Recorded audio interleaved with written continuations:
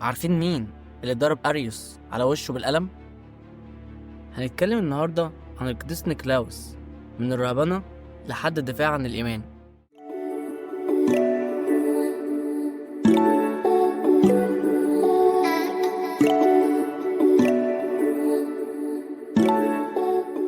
اتولد القديس نيكلاوس حوالي عام 270 في بلد اسمها بطارة. دي كانت في جنوب تركيا. ده دلوقتي هو كان من عيلة غنية وقريبة لربنا. أبوه مات وهو صغير، لكنه اتربى على محبة ربنا والعطاء للفقراء. نيكلاوس لما ورث ثروته الكبيرة من باباه بدأ يوزعها للمحتاجين، بس في الخفاء، بينفذ وصية ربنا لما قال: اذهب بيع كل ما لك ووزعه على الفقراء. بعد كده نيكلاوس شعر بدعوة إلهية، فحب إن يكرس حياته لربنا، ودخل دير في منطقة اسمها سيون ليعيش حياة الزهد والصلاة. نيكلاوس اتميز بتواضعه وعمق علاقته بربنا، وده خلى الكل يشهد له بالقداسة. بالرغم فترة صغيرة من الرهبنة، في وقت رهبنته كان القديس نيكلاوس معروفا بأعماله الخيرية وشجاعته في الدفاع عن الإيمان المسيحي. طب انت عارف ان نيكلاوس بقى أسقف؟ هقولك هقولك حاجة قبل ما تعرف مين، ما تنساش تعمل لي لايك واشتراك وشيرك الجميل. نرجع بقى تاني. بعد وفاة أسقف مدينة ميرا اجتمع الأساقفة للصلاة عشان يختاروا خليفا ليه، وبحسب التقاليد المسيحية الروح القدس قادتهم عشان يختاروا القديس نيكلاوس، اللي كان معروفا بتقوة قلبه وحكمته. طبعا هو حاول ان يهرب من المسؤولية، لكنه قبل بإجماع واترسم أسقف على مدينة ميرا. من أول ما تولى الأسقفية عرف بأنه راعي صالح بيهتم برعيته، وبين اهتمام كبير جدا للفقراء والضعفاء.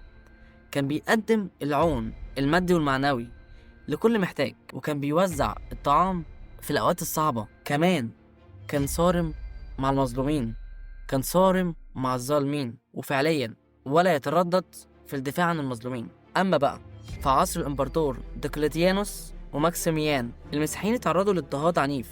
القديس نيكلاوس رفض إن ينكر إيمانه بالمسيح، فاتقبض عليه واتسجن لفترة طويلة مش صغيرة. لكن وهو في السجن كان بيعزي المساجين وبيقويهم على تحمل العذابات.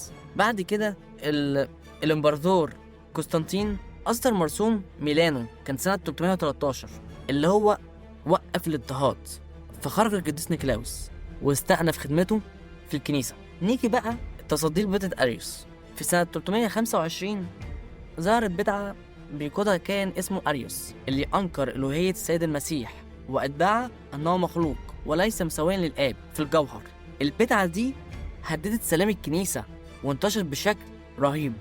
الإمبراطور قسطنطين عمل دعوة وانعقد فيها مجمع نيقيا الأول، وده كان أول مجمع مسكوني في تاريخ الكنيسة.